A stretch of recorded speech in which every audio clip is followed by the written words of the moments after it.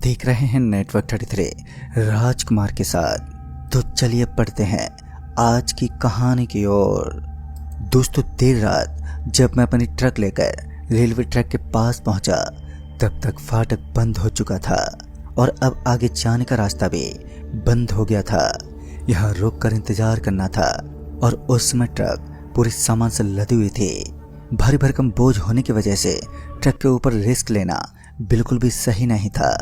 मेरा खलासी लाल चंद भी अब थका हारा लग रहा था। अब उसके अंदर भी इतनी हिम्मत नहीं थी कि वो ट्रक से उतरकर सामान को देख सके या रेलवे पर मौजूद कोई खबर मुझे दे सके। उसकी हालत इतनी कसमकस देखकर मैंने भी अपने खलासी को ट्रक के अंदर ही बैठे रहने को बोल दिया, क्योंकि बेचारा पूरे दिन का काम करके बहुत ही बुरी थक गया था। स्टेशन पर ट्रेन अभी तक नहीं पहुंची थी और ऊपर से जोरदार ठंड में मेरी भी हिम्मत नहीं हो रही थी कि ट्रक से नीचे उतर जाऊं। लेकिन अब कोई चारा भी नहीं था, लिहाजा फाटक खोलकर मैं ट्रक से नीचे उतर गया। और उसके बाद जब मैं ट्रक से नीचे उतरा तो मैंने देखा कि सामने की ओर ग्रीन लाइट जल रही थी, जो ट्रेन के जाने का संकेत थी। लेकिन अभी तक ट्रेन का दूर दूर तक कोई नामो निशानी नहीं था। मैं ट्रक में लदे हुए सारे सामान को देखने लगा। ट्रक पूरी तरीके से लोड थे तो सामान को देखना भी हमारी एक जिम्मेदारी थी।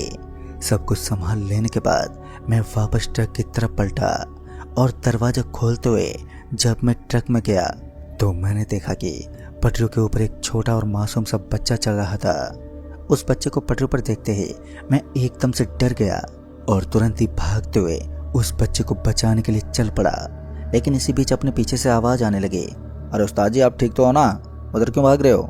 लेकिन मैंने किसी की ना सुनी और पटरियों पर खड़ा हो गया और उस बच्चे को तलाशने लगा। इसी बीच मुझे जोर से धक्का लगा और मैं पटरियों की दूसरी तरफ गिर गया।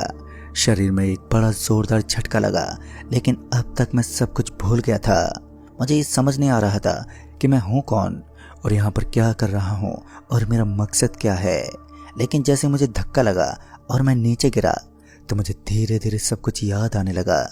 मैंने देखा कि ट्रेन बहुत ही ज्यादा स्पीड के साथ निकल गई है और मैं अभी मरता मरता ही बचा था। तभी मैं एक गहरी सांस खींचते हुए अपने आप को शांत करने लगा। इसी बीच मेरा खलासी गुस्से से तर्राता हुआ बोला, तुमको ये ट्रेन नजर नहीं आ रही थी जो मौत को गले लगाने यहाँ तक चल पड़े? तभी मैंने कहा, अरे यार, मुझे तो कुछ भी दिखाई नहीं दिया था। मुझे पटरी पर एक छोटा बच्चा दिखाई दिया और उसे बचाने के लिए मैं यहाँ पर आया था, लेकिन अब पता नहीं वो बच्चा कहाँ पर है। मेरे खलासी लालचंद ने मेरा हाथ पकड़ा और ट्रक में बैठने को कहा। इससे पहले कि हम ट्रक में जाते कि हमें उन्हीं पटरियों के पास काले कपड़े पहने एक हट्टा कट्टा नौजवान दिखा, जिसके चेहरे पर एक छोटी सी मुस्कान थी। पहले तो मैंने उस आदमी से बतलाना बिल्कुल भी सही नहीं समझा। फिर वो कुछ देर रुकने के बाद थोड़ा सोचते हुए बोला, इस स्टेशन पर जो होता है वो देखता नहीं है और जो नहीं होता है वो होता है।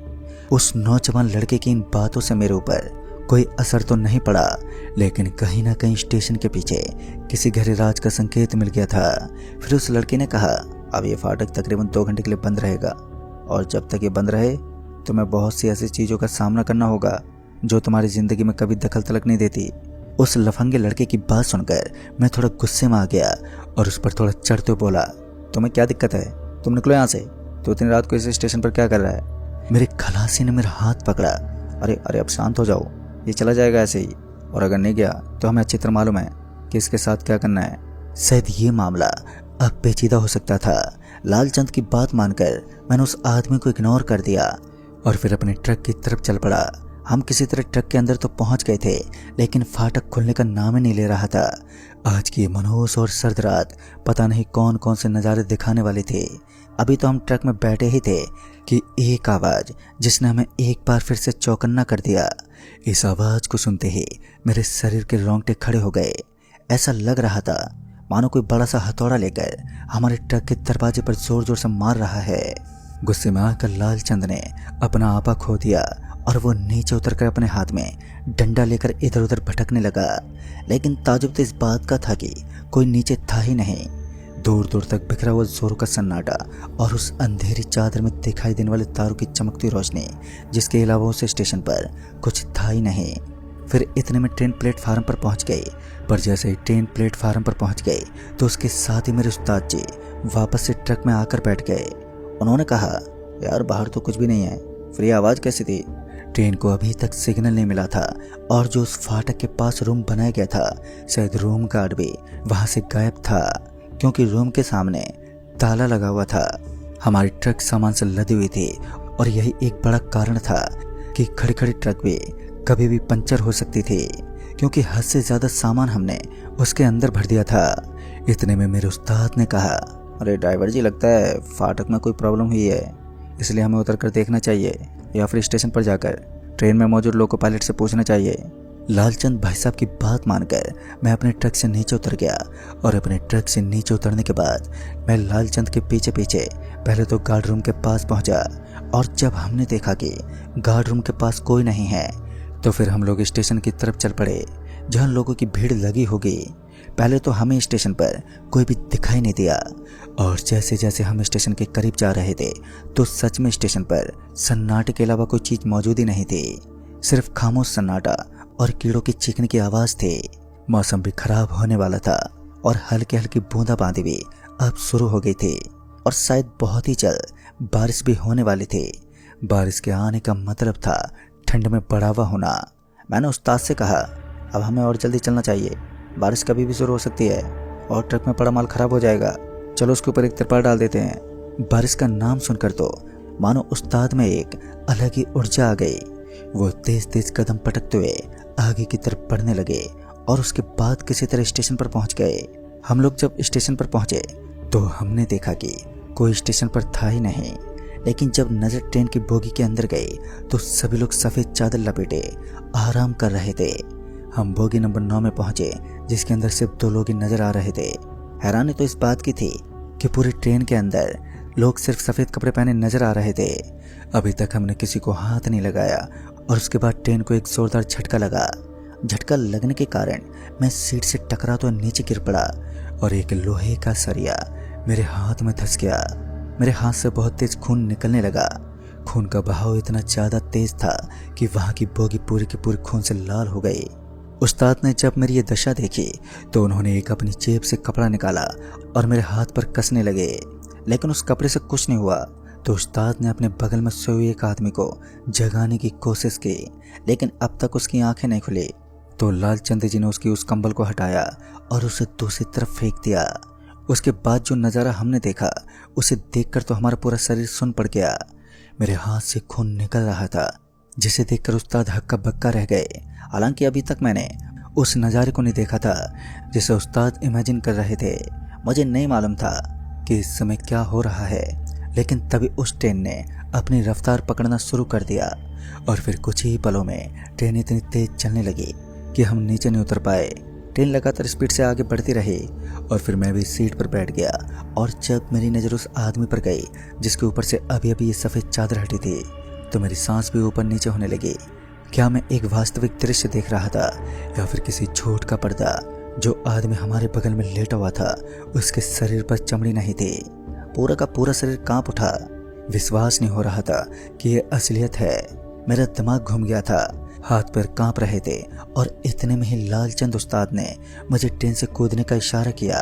अपने अंदर इतनी ताकत नहीं थी कि मैं नीचे कूद सकूं, लेकिन किसी तरह मैं सीट से उठा और दरवाजे के पास जाने लगा।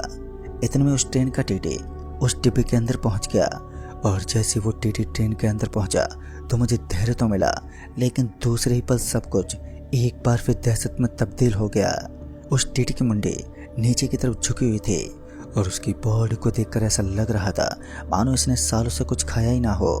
उसके पतले दुबले शरीर से हड्डियां निकली हुई, जबड़ा अंदर धंसा हुआ, और एक लंबी हाइट का बदसूरत सा इंसान अपनी आंखें चौड़ी करके मेरे सामने खड़ा था। उसे देखने मात्र से ही मेरी रूह कांप रही थी। तभी उसने धीमी सी आवाज में कहा, टिकट दिखाओ। अब हम लोग तो बिना टिकट के ट्रेन में चढ़े हुए थे। ट्रेन का टीटी काफी देर तक हमें यूं ही घूरता रहा, और उसके बाद एक अजीब सी आवाज में बोला, लगता है तुम्हारे पास टिकट नहीं है, क्योंकि तुम लोग आज पहली बार इस ट्रेन में बैठे हो।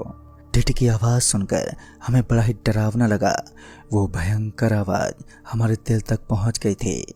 भारी भरकम आवाज लेकर वो एक लंबी सांस लेते बोला, चुपचाप इसी सीट पर बैठे रहना और ट्रेन से कूदने की कोशिश मत करना, और तुमने ऐसा किया तो तुम्हें अपनी मौत को गले लगाना होगा। उसकी वार्निंग जिसके समक्ष हम कुछ भी नहीं थे। पता नहीं क्यों, लेकिन हमें ऐसा लग रहा था मानो असल में ये कोई टीटी नहीं बल्कि कोई भूत है। और उसके बाद वो चुपचाप मौन धारण करके वहां से आगे निकल गया। जब हमारी नज़र उस मास्क से सने हुए आदमी पर गई तो हमने देखा कि अब वो आदमी वहां से गायब हो गया था और साथ ही उस डिब्बे के अंदर मौजूद सफ़ेद कपड़े पहने सभी के सभी लोग अचानक ही छू मंतर हो गए। बोगी में विकराल सन्नाटा छा गया। सारी की सारी बोगी पूरी तरह से खामोश हो चुकी थी। ट्रेन पूरी क्षमता के साथ पटरियों पर भागती हुई नजर आ रहे थे और इसी बीच हमारी बोगी के अंदर किसी चीज के खटखटाने की आवाज आई। इस आवाज को सुनते मैं चुपचाप से सीट पर ही बैठ गया, क्योंकि यहाँ पर वो टीटी भी हो सकता था जो दिखने में बड़ा ही डरावना लग रहा था। और उसके बाद ट्रेन रुकी एक प्लेटफार्म पर, जिसको देखते ही ट्रेन के अंदर कुछ यात्रीगण फटाफट नीचे उतरने लगे। सभी को नीचे उतरता देख मैं और लालचंद जी दोनों भी ट्रेन से नीचे उतर गए और उसके बाद उस स्टेशन पर हम टहलने लगे। स्टेशन पर लोगों की कतार ना के बराबर थे और इसी बीच स्टेशन पर मौजूद एक दुकान पर पहुंचे, जहां मैंने उस दुकानदार से बात करने की कोशिश की, लेकिन उसने हमें मुड़कर भी बिल्कुल नहीं देखा। ये एक अजीब सा स्टेशन था। फिर तभी हमारी बात उस स्टेशन के एक केले वाले आदमी से हुई। वैसे तो यहाँ का हर एक बंदा वाकई दिखने में बड़ा ही अजीब और डरावना लग रहा था। फिर उसने अजीब ढंग से कहा, तुम इस ट्रेन के अंदर बैठ गए जो पृथ्वी से चलती तो है लेकिन कहीं और ही जाती है। अगर तुम्हें इस भ्रमित दुनिया से बाहर निकलना है तो तुम्हें अपनी जिंदगी को दांव पर लगाना होगा। उस आदमी ने बताया कि ये जगह भूतों की एक बस्ती है और इस जगह पर फंसकर तुम लोग तकरीबन 24 घंटे के अंदर अंदर अपने शरीर को दर्दनाक मौत के साथ गंवा दोगे। फिर उसने एक बस की तरफ इशारा किया, जिसे देखकर मेरे रोंगटे खड़े हो गए। बदन में एक ज्वाला फटने लगी। दोस्तों, उस बस में ऐसा क्या था और हम इस दुनिया से बाहर कैसे निकले, ये सब जानने के लिए आप इस कहानी का दूसरा भाग जरूर देखें। तो दोस्तों, इस कहानी में बस इतना ही। तब तक के लिए बाय एंड टेक केयर।